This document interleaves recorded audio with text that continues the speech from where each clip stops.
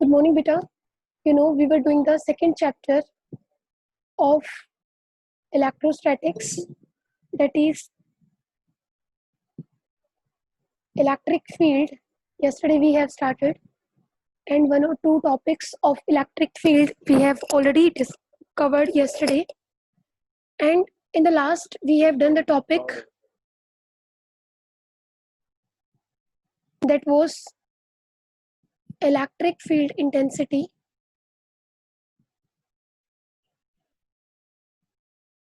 due to a point charge.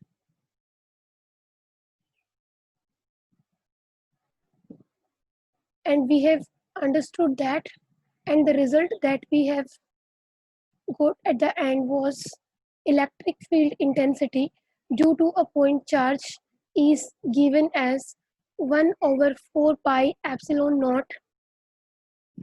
This was Q R naught minus Ri and divided by R naught minus Ri magnitude, and this is its power 3. This we have already studied. Now we will discuss some of the facts related to electric field intensity. Okay, these type of facts may be asked to you in 1 mark question as a MCQ. So first thing about the electric field intensity is जो electric field intensity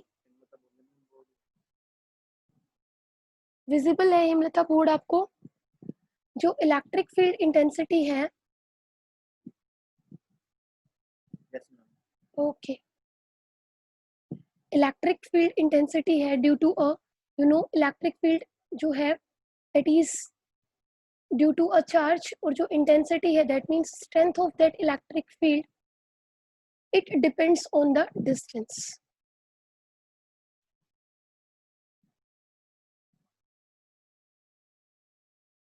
depends on the distance. जिस भी point पे आप electric field intensity निकालना चाहते हो वो point कितने डिस्टेंस पे प्रेजेंट है. तो सपोज आपके पास ये एक स्फीयर है, ठीक है. At the centre of sphere suppose एक पॉइंट चार्ज इज प्रेजेंट. अब इस पॉइंट चार्ज की वजह से जो इलेक्ट्रिक फील्ड की जो इंटेंसिटी होगी from this point charge that would be same at all the points at this sphere. ठीक है, तो we can say कि इलेक्ट्रिक फील्ड जो है या इलेक्ट्रिक फील्ड इंटेंसिटी है due to a single point charge which is present at the center of this sphere is कैसी है? सिमेट्रिक है. सिमेट्रिक का मतलब it is same at all the points of this sphere. That means इस point charge से अगर आप equal distance पे इलेक्ट्रिक फील्ड इंटेंसिटी देखते हो तो वो क्या है, क्या मिलेगी आपको? सेम मिलेगी. That's why electric field intensity is symmetric. ठीक है, दूसरी चीज हमें जो समझनी है,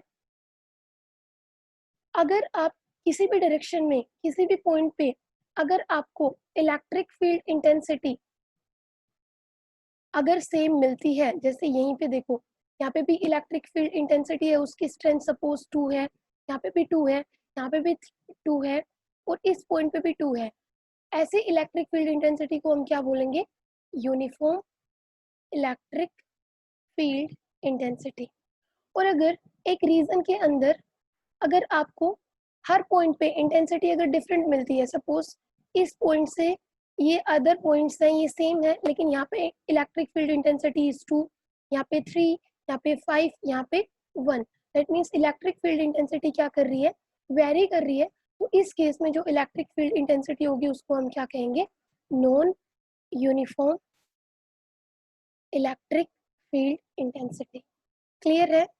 थर्ड पॉइंट ये है कि जो इलेक्ट्रिक फील्ड इंटेंसिटी है, मैंने आपको बताया था उसकी डायरेक्शन फोर्स पे डिपेंड करेगी. ठीक है, और जो फोर्स की डायरेक्शन है वो ये डिपेंड करेगी कि जो आपका पास सोर्स चार्ज है, ठीक है, उसकी पोलैरिटी कैसी है. तो जो फोर्स होगा वो डिपेंड करेगा किसके ऊपर? साइन या फिर polarity of the source charge. अगर सोर्स चार्ज आपका कैसा है, पॉजिटिव है, जैसे हमने यहाँ पे लिया है कि सोर्स चार्ज पे साइन कैसा है, पॉजिटिव है, तो इस केस में जो आपका फोर्स है और इलेक्ट्रिक फील्ड इंटेंसिटी है, दोनों की ही डायरेक्शन क्या हो जाएगी, सेम। लेकिन अगर आपके पास सोर्स चार्ज पे साइन कैसा है, नेगेटिव, तो उस केस में आपके पास फोर्स एंड इलेक्ट्रिक फील्ड की जो, sorry this is vector, electric field intensity दोनों की डायरेक्शन क्या मिलेगी आपको, ऑपोजिट। जो कल हमने केस किया था कि फोर्स और इलेक्ट्रिक फील्ड की जो इलेक्ट्रिक फील्ड इंटेंसिटी, बाद में हम इसको इलेक्ट्रिक फील्ड ही बोलेंगे, सेम होगी, लेकिन जो ये फोर्स है उसकी डायरेक्शन किसके ऊपर डिपेंड करेगी, सोर्स चार्ज के ऊपर। ठीक है, अगर सोर्स चार्ज आपका पॉजिटिव है, इन दैट केस फोर्स और इलेक्ट्रिक फील्ड इंटेंसिटी दोनों में सेम है। और अगर सोर्स चार्ज कैसा है, नेगेटिव है, उस केस में आपकी फोर्स और इलेक्ट्रिक फील्ड इंटेंसिटी की डायरेक्शन क्या मिलेगी, ऑपोजिट मिलेगी। अब जो फोर्थ फैक्ट है about the electric field intensity, वो ये कि आप कहीं पे भी देखो, इलेक्ट्रिक फील्ड इंटेंसिटी किसके ऊपर डिपेंड नहीं कर रही, जो आपका टेस्ट चार्ज है या मास ऑफ सोर्स चार्ज है उसके ऊपर डिपेंड नहीं कर रही है। तो electric field intensity acting on a charge does not depend, आप सिंपली बोल सकते हो electric field intensity doesn't depend on the, depends on the mass of source charge. कहीं पे भी सोर्स चार्ज का मास कितना है उसके ऊपर इलेक्ट्रिक फील्ड इंटेंसिटी डिपेंड नहीं करेगी। तो ये बेटा आपको जो बॉक्सेस गिवन है, गले में जो आपको बॉक्सेस गिवन है और ये लिखा होता है रिटेन इन मेमोरी, ये मैंने सारे वही पॉइंट्स रीड किए हैं बस आपके लिए। तो प्लीज एनसीईआरटी में जितने भी क्वेश्चंस आप एक टॉपिक से फाइंड आउट करके प्रिपेयर कर सकते हो अपने, तो अपने क्वेश्चंस प्रिपेयर कीजिए, बिकॉज एमसीक्यूज ही आएंगे इस बार 50%। आगे चलते हैं, एंड नेक्स्ट जो टॉपिक है, कल हमने डिस्कस किया था electric field intensity due to a point charge, और आज हम इलेक्ट्रिक फील्ड इंटेंसिटी स्टडी करेंगे due to group of charges. वो ग्रुप ऑफ चार्जेस आपके पास डिस्क्रीट हो सकते हैं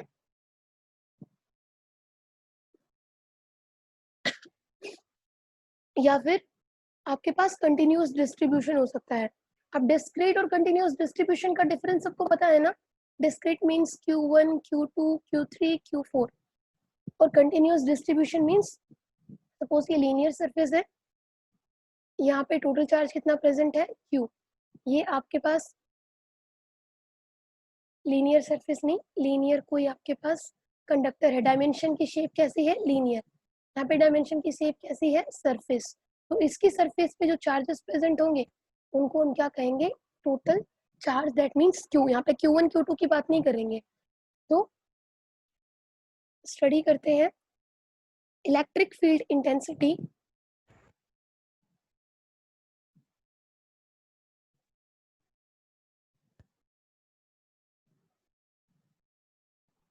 due to a group of charges.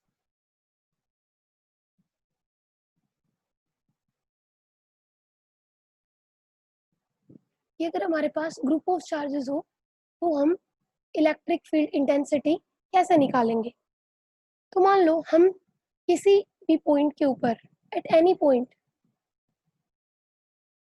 क्या निकालना चाहते हैं, इलेक्ट्रिक फील्ड इंटेंसिटी निकालना चाहते हैं। ठीक है, किसकी वजह से, due to a group of point charges. कल तो हमने एक पॉइंट चार्ज की बात की थी, आज हम ऐसे पॉइंट चार्जेस का क्या ले रहे हैं, ग्रुप ले रहे हैं। तो electric field intensity find out करना चाहते हैं किसी भी पॉइंट पे, किसकी वजह से, एक ग्रुप ऑफ पॉइंट चार्जेस। तो वो किसके इक्वल होगी, वो इक्वल होगी vector sum of the electric field intensities due to individual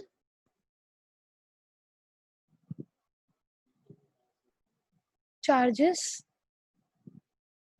at the same point। अब इसका मतलब समझाऊंगी, डोंट वरी।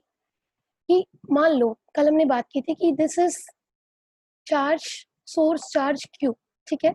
इस सोर्स चार्ज Q की वजह से यहाँ पे इलेक्ट्रिक फील्ड है और हमने एक पॉइंट लिया था P, ठीक है। इस पॉइंट P पे एट एनी पॉइंट जो बात कर रहे हैं ना वो ये पॉइंट P है और ये पॉइंट इस चार्ज के इलेक्ट्रिक फील्ड में प्रेजेंट है। एंड सपोज यहाँ पे एक दूसरा चार्ज प्रेजेंट है, कौन सा, Q0, और ये जो चार्ज था वो कैसा था, पॉइंट चार्ज था। तो हमने क्या किया था कि इस पॉइंट पे जो इलेक्ट्रिक फील्ड इंटेंसिटी क्या होगी वो फाइंड आउट की थी। तो अगर मान ले कि यहाँ पे अगर हम आज बहुत सारे चार्जेस ले लें कि सपोज ये आपके पास एक चार्ज हो गया Q1, ये दूसरा पॉइंट चार्ज ले लिया Q2, ये तीसरा पॉइंट चार्ज ले लिया Q3, ये फोर्थ चार्ज ले लिया Q4, और ऐसे बहुत सारे चार्जेस ले लेते हैं कहाँ तक, Qn तक।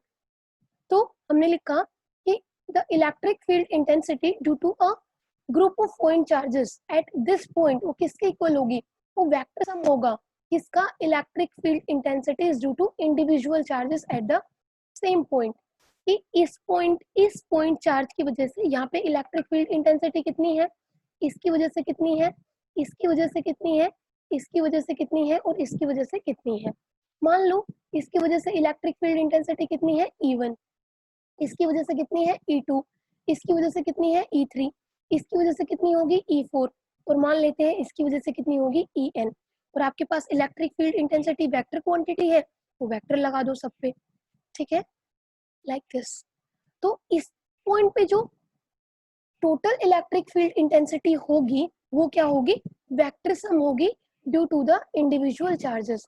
तो अगर हम निकालें कि at this point P the electric field intensity वो क्या होगी, E1 plus E2 plus E3 plus E4 up to En। ये चीज सबको क्लियर है। अब उसके लिए हमें क्या करना पड़ेगा, सबसे पहले इंडिविजुअल चार्जेस की वजह से जो इलेक्ट्रिक फील्ड इंटेंसिटी है फाइंड आउट करनी पड़ेगी कि Q1 की वजह से, Q1 एक पॉइंट चार्ज है, इस पॉइंट चार्ज की वजह से P पॉइंट के ऊपर कितनी इलेक्ट्रिक फील्ड इंटेंसिटी है। तो हमने individual charge intensities find out करनी पड़ेंगी ड्यू टू इंडिविजुअल चार्जेस। तो हमने E1 फाइंड आउट कर ली, E2 फाइंड आउट कर ली, E3 फाइंड आउट कर ली, E4 अप टू En, और उन सबको क्या कर दिया, वेक्टर सम ले लिया। वो क्या होगी, total electric field intensity at this point due to individual charges. यहाँ तक क्लियर है। आगे चले, आज बेटा पता नहीं गले को क्या हो गया। अब इलेक्ट्रिक फील्ड इंटेंसिटी का हमने कल देखा था, हमने ये देखा था कि electric field intensity is force per unit charge, यही लिखा था। तो यहाँ से क्या हो जाएगा, देखो इलेक्ट्रिक फील्ड इंटेंसिटी सिंपली अगर आप E1, E2, E3, E4 सबका अगर सम ले रहे हो तो सम के लिए हम कौन सा साइन यूज करेंगे, समीशन। कि इन सब की वजह से इस पॉइंट के ऊपर जो इलेक्ट्रिक फील्ड इंटेंसिटी होगी वो कितनी होगी, उसके लिए हम समीशन कर लेंगे। जैसे अगर E की बात करें, इलेक्ट्रिक फील्ड इंटेंसिटी कितनी आई थी हमारे पास, 1/4 pi epsilon not, this was Q, unit vector R, और हाँ R का स्क्वायर, यही आई थी। क्योंकि आपको पता है फोर्स का मैग्नीट्यूड कितना था, 1/4 pi epsilon not Q not, unit vector R, and this is R square. लेकिन जब इलेक्ट्रिक फील्ड इंटेंसिटी निकालोगे तो Q नॉट से डिवाइड भी करोगे और ये Q नॉट से Q नॉट कैंसिल हो जाएगा और आपके पास सिर्फ होगा 1/4 पाई एप्सिलॉन नॉट, जिसकी वजह से इलेक्ट्रिक फील्ड इंटेंसिटी निकाल रहे हो जिस चार्ज की वजह से वो यूनिट वेक्टर, ठीक है, leading from this source charge towards the, जिस पॉइंट के ऊपर जो चार्ज प्रेजेंट है वो, और उसका स्क्वायर। अब यहाँ पे अगर हम सबका सम कर दें तो क्या कॉमन आ जाएगा, 1/4 पाई एप्सिलॉन नॉट कॉमन आ जाएगा। तो ये हमने 1/4 पाई एप्सिलॉन नॉट कॉमन ले लिया है। फर्स्ट चार्ज की वजह से जब होगी इलेक्ट्रिक फील्ड इंटेंसिटी तो Q1 लिखेंगे, फिर Q2 लिखेंगे, Q3 लिखेंगे। तो उसका अगर हम समीशन ले लें तो सिंपली हम यहाँ पे क्या लिख सकते हैं, I equal to 1 to n, क्योंकि चार्जेस की वैल्यू आपके पास वेरी कर रही है Q1 से Q2, Q3, Q4 up to Qn। तो इनिशियल की वैल्यू कहाँ से शुरू हो रही है, 1 to n, एंड सिंपली हम सीधा लिख देंगे क्यू आई। अब इस डायरेक्शन में जो यूनिट वेक्टर डायरेक्शन के लिए यूनिट वेक्टर लिखते हैं, unit vector this is R I divided by R I का स्क्वायर। ये क्लियर है? तो ये हो जाएगा electric field intensity at a point due to group of charges. अब देखो, सपोज ये तो हमने स्टडी कर लिया, सपोज हमारे पास चार्जेस है Q1, Q2, Q3 up to Qn at positions. Suppose इसकी जो पोजीशन है, अगर हम इसी को ऐसे बना लें, इरेजर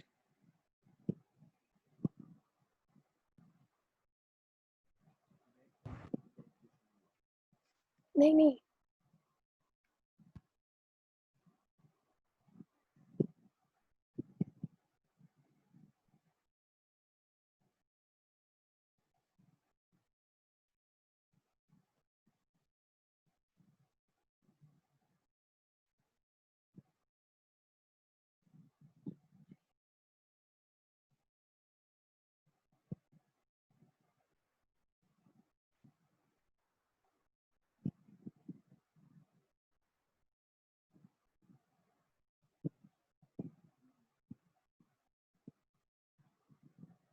अब बात करते हैं, सपोज जैसे हमने कल बात की थी, ऐसे अगर ले लें हम,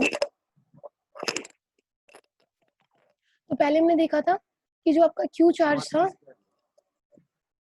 ये ओरिजिन है, ठीक है। अब जिसकी वजह से सपोज ये आपके पास पॉइंट है P, जिसके ऊपर आप इलेक्ट्रिक फील्ड इंटेंसिटी निकालना चाहते हो, and here charge present is Q note. तो हमने किया था, शिफ्ट कर दिया था कल, इस चार्ज की वजह से निकालना चाहते हो तो आप क्या करोगे, ज्वाइन कर दोगे, ठीक है। और अगर दोनों की पोलैरिटी सेम है, साइन सेम है, तो कुछ इस तरीके से फोर्स लगेगा, मान लो ये F1 फोर्स हो गया। अगर दूसरा चार्ज प्रेजेंट है Q1, ये Q2, ये थर्ड चार्ज अगर प्रेजेंट है Q3, अगर ये फोर्थ चार्ज प्रेजेंट है पॉइंट चार्ज Q4, और इन सब की वजह से अगर इस पॉइंट पे हम क्या निकालना चाहते हैं, इलेक्ट्रिक फील्ड इंटेंसिटी निकालना चाहते हैं, तो suppose Q1 is at a position R1, ये पोजीशन क्या है इसकी, ओरिजिन से R2, it's position is R3, इसकी पोजीशन इज R4। ऐसे अगर आप n चार्जेस ले लेते हो तो ऐसे ही उनकी पोजीशन भी डिफाइन कर सकते हो फ्रॉम द ओरिजिन। तो उस केस में हमें क्या करनी पड़ेगी, इस पॉइंट पे इलेक्ट्रिक फील्ड इंटेंसिटी निकालनी पड़ेगी, जिसका पोजीशन वेक्टर क्या है, यहाँ से अगर इसकी पोजीशन देखें तो it's position is given by position vector R naught. तो अब हम क्या करेंगे कि जो फोर्स गिवन होगा, ठीक है, इस पॉइंट पे due to all the charges, पहले हम फोर्स निकालते हैं क्या होगा।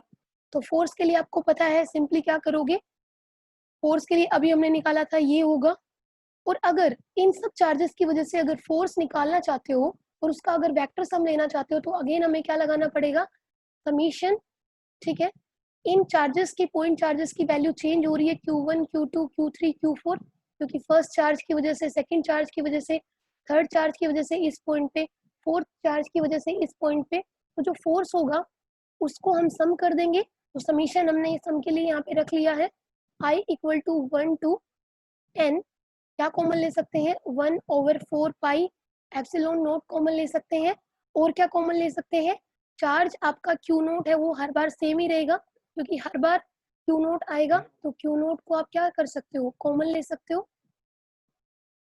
अब यहाँ पे आपके पास क्या चेंज हो रहा है, Q चेंज होगा, Q1, Q2, Q3, this is QI, ठीक है।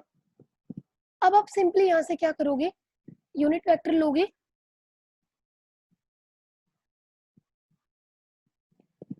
हाँ बेटा, सोर्स चार्ज को मैंने ओरिजिन पे नहीं लिया, आप ओरिजिन पे लेके एक स्टेप कर सकते थे, मैंने सीधे ही सोर्स चार्ज को ओरिजिन पे ना लेके एक पोजीशन पे ले लिया at a distance from the origin. जैसे आपने कल वो मैंने समझा दिया था, चाहते तो हम यहाँ पे वही कर सकते थे, पहले मैं इसको यहाँ पे रखती क्यू को, ठीक है, पॉइंट चार्ज यहाँ पे जिस पॉइंट पे आप निकालना चाहते हो उसको यहाँ पे लेती, ठीक है। लेकिन वो तो हम कर चुके थे, वो तो हमने सिंगल, जब आपके पास सिंगल पॉइंट चार्ज था उस केस में किया था। अब यहाँ पे आपके बहुत सारे चार्जेस है, तो बहुत सारे चार्जेस को हम ओरिजिन पे नहीं रख सकते ना, तो वो तो हमने तब किया था जब आपके पास एक चार्ज की वजह से किसी एक पॉइंट पे आप इलेक्ट्रिक फील्ड इंटेंसिटी निकाल रहे थे। अब आपके पास बहुत सारे चार्जेस है, तो हमने उन सारे चार्जेस की कुछ पोजीशन ले ली है फ्रॉम द ओरिजिन, और उन चार्जेस की वजह से उस पर्टिकुलर पॉइंट पे जो चार्ज रखा हुआ है उसके ऊपर कितना फोर्स लग रहा है वो हम निकालना चाहते हैं। ठीक है, अब देखो बेटा, अगर इस चार्ज से इस पॉइंट पे अगर हम फोर्स निकालना चाहते हैं, तो इस डायरेक्शन में जो यूनिट वेक्टर होगा वो होगा आपका unit vector leading from I and note towards note, यही लिखते थे। और इस आर आई नोट को कैसे लिखोगे, R naught minus R I, ये मैंने आपको बता दिया था। तो सिंपली यहाँ पे लिख सकते हो आप, अगर मैं यूनिट वेक्टर लगा लूं, unit vector are I note, पहले ये लिख लो, ठीक है, और ये आपके पास हो जाएगा आर आई नोट का स्क्वायर। अब इसको चेंज कर लो पहले यूनिट वेक्टर को, तो ये आपके पास आ जाएगा एफ इक्वल टू,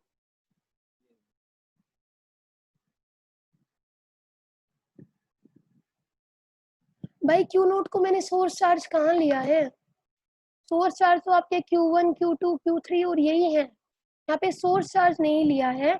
हम क्या करना चाह रहे हैं, ये जो पॉइंट P है, इस पॉइंट P पे हम इलेक्ट्रिक फील्ड इंटेंसिटी निकालना चाहते हैं। ठीक है, तो इलेक्ट्रिक फील्ड इंटेंसिटी निकालना चाहते हैं, तो यहाँ पे मैंने एक दूसरा चार्ज रख लिया, सपोज स्मॉल चार्ज रख लिया Q नोट, क्योंकि इलेक्ट्रिक फील्ड इंटेंसिटी का मतलब ही ये है कि इस चार्ज के ऊपर कितना फोर्स लगेगा।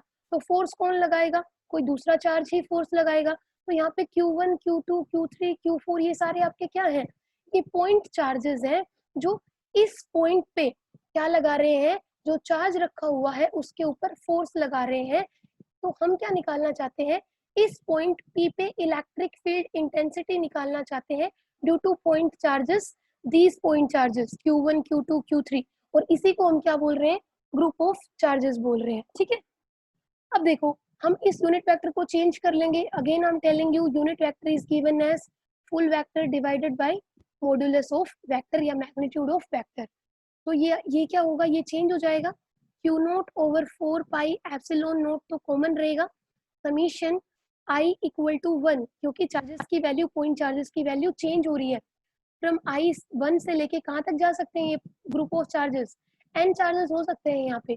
तो I equal to 1 to N, ये हमने लिख लिया, क्यू आई भी आपका सेम रहेगा। हम सिंपली क्या करेंगे, यहाँ पे ये हो जाएगा आपके पास आर आई नोट, ठीक है, full vector divided by R I note, और ये हो गया इसका क्यू।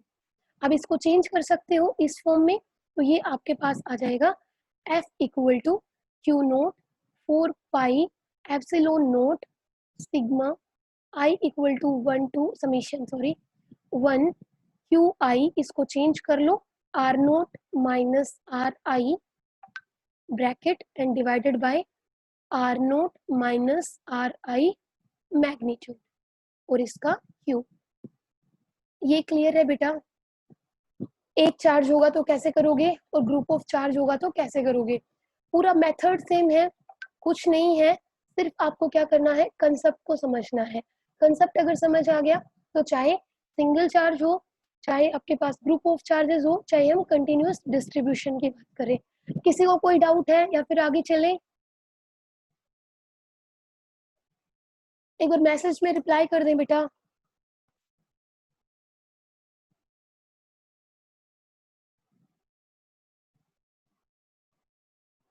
क्लियर है, next topic is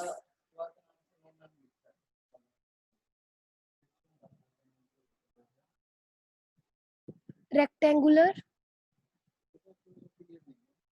Kirti clear नहीं हुआ क्या, अच्छा वो ये बोल रही है कि नो, कोई प्रॉब्लम नहीं है। Rectangular components of electric field, sorry electric intensity,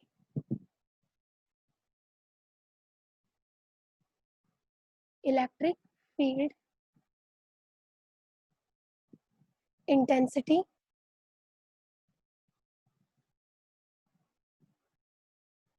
due to a point charge. अब हम किसकी बात कर रहे हैं?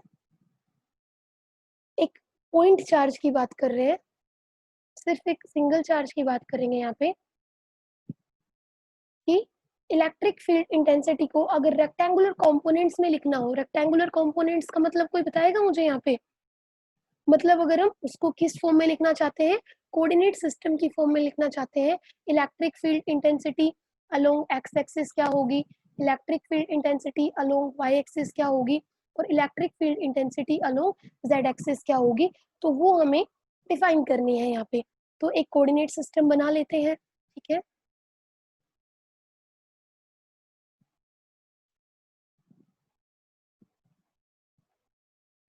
ये हम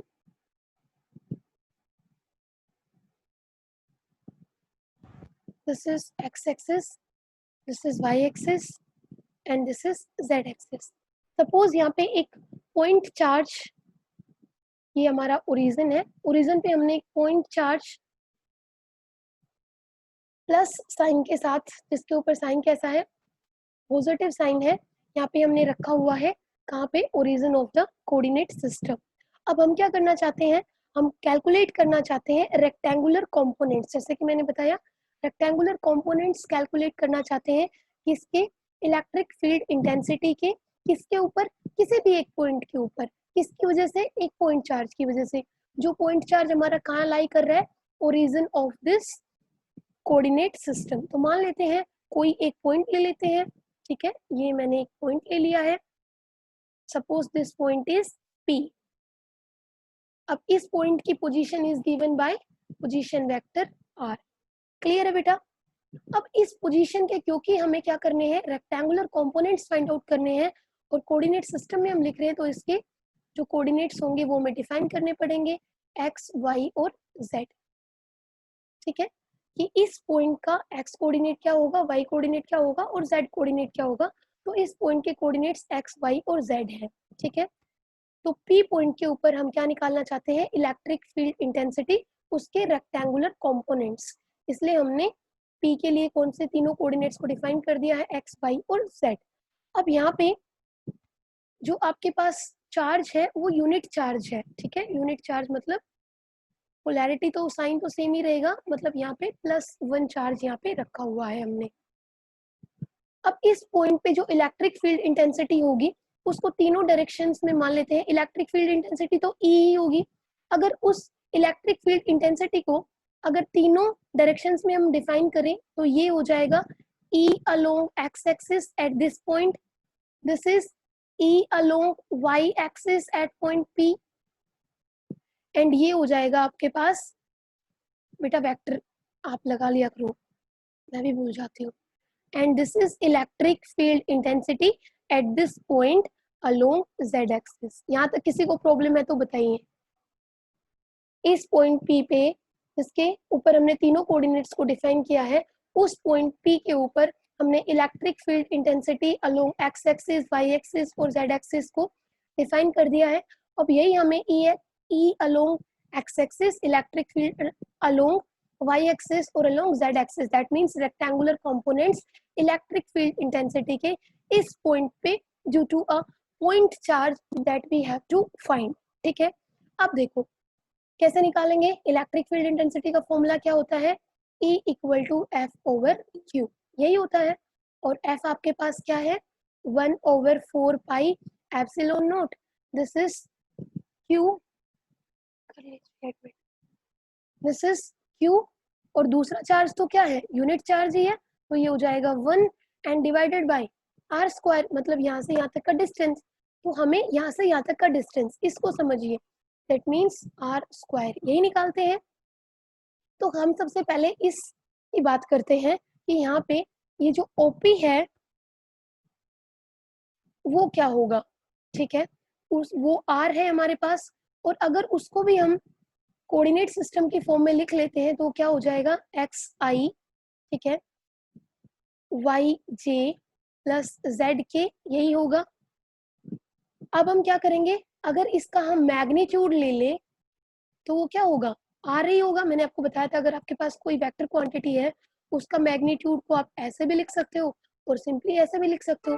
तो ये आर क्या हो जाएगा, आपको पता है ना, किसी का भी अगर मैग्नीट्यूड निकालना हो तो कैसे निकालोगे, सिंपली एक्स स्क्वायर, क्योंकि आई का अगर स्क्वायर करते हो यूनिट वेक्टर आई और यूनिट वेक्टर आई का स्क्वायर करोगे तो यूनिट वेक्टर का मैग्नीट्यूड होता है 1, चाहे जे जे ले लो चाहे के ले लो, ठीक है। इसलिए यहाँ पे सीधा ही एक्स स्क्वायर क्यों आ जाता है वो समझा रही हूँ। अगर यहाँ पे यूनिट वेक्टर है उसका मैग्नीट्यूड होता है 1, इसका भी हो जाएगा 1, ठीक है। और कैसे करते थे, दो यूनिट वेक्टर्स का अगर आप डॉट प्रोडक्ट करते थे तो क्या हो जाता था, ए बी कोस थीटा, ठीक है, यही होता था।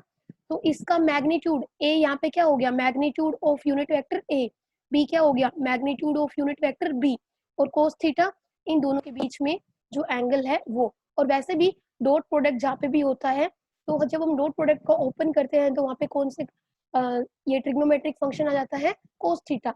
और अगर क्रॉस प्रोडक्ट हो तो क्या आ जाएगा, साइन थीटा।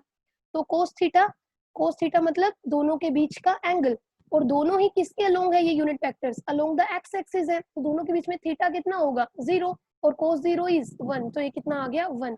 इसलिए यहाँ पे 1 से मल्टीप्लाई करने की जरूरत नहीं है, सीधा ही क्या आ जाएगा, एक्स स्क्वायर, ये आ जाएगा Y square and this is Z square. Clear है। अब हम क्या लिखेंगे, हमें लिखना है क्या, इलेक्ट्रिक फील्ड इंटेंसिटी का फॉर्मूला लिख लेते हैं पहले।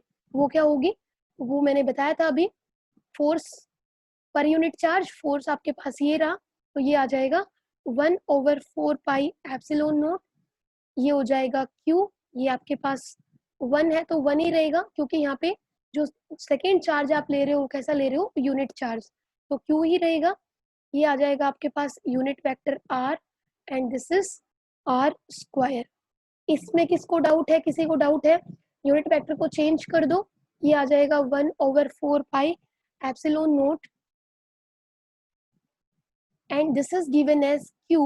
When we will change the unit vector, again unit vector का formula is full vector divided by magnitude of that vector. So it becomes full vector divided by RQ.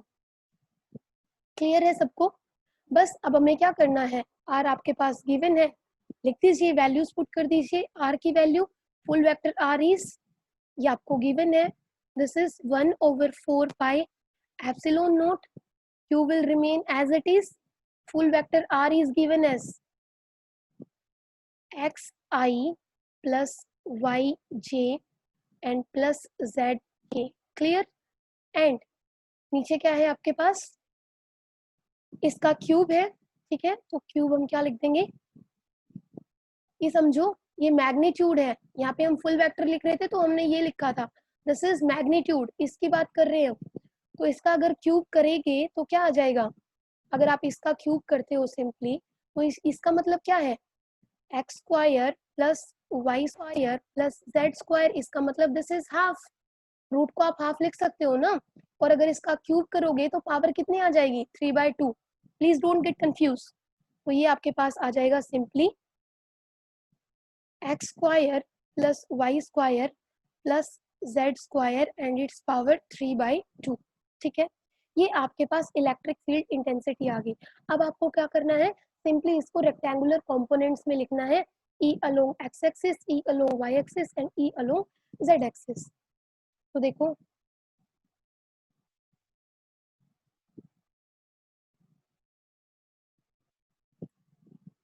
तो थोड़ा सा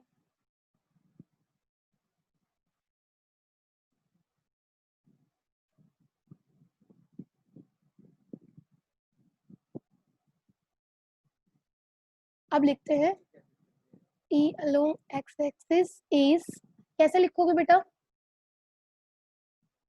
1/4 pi epsilon note आपका same रहेगा, ठीक है। अब इससे पहले एक स्टेप और कर लेते हैं, नहीं तो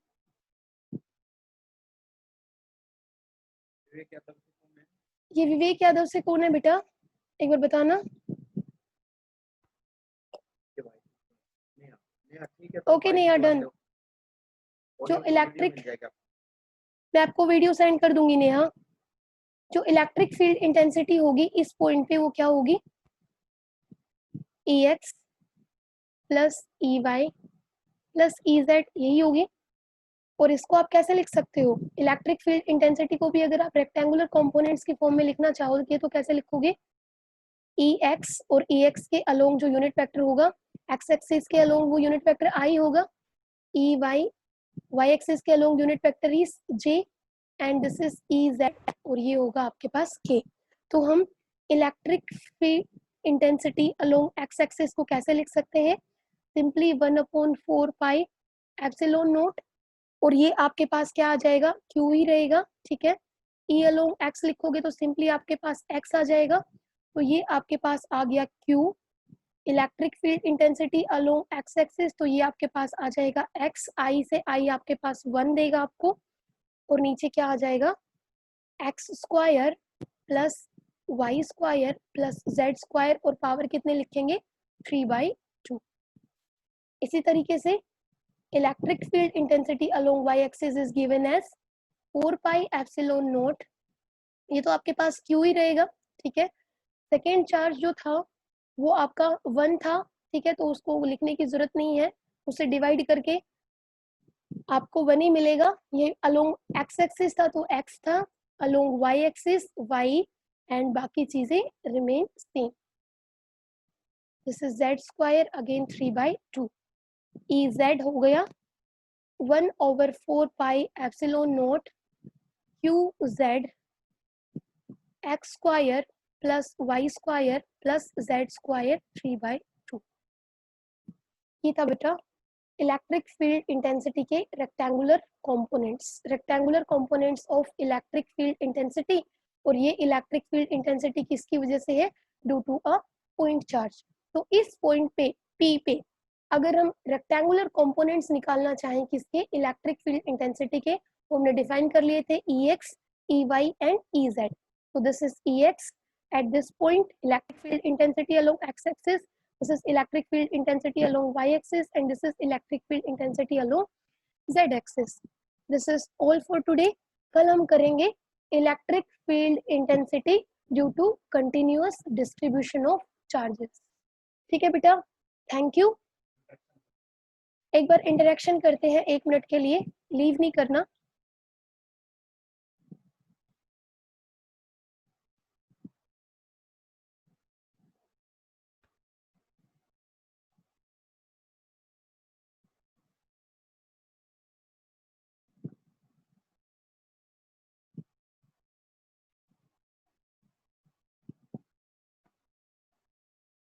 किसी को कोई प्रॉब्लम है बेटा?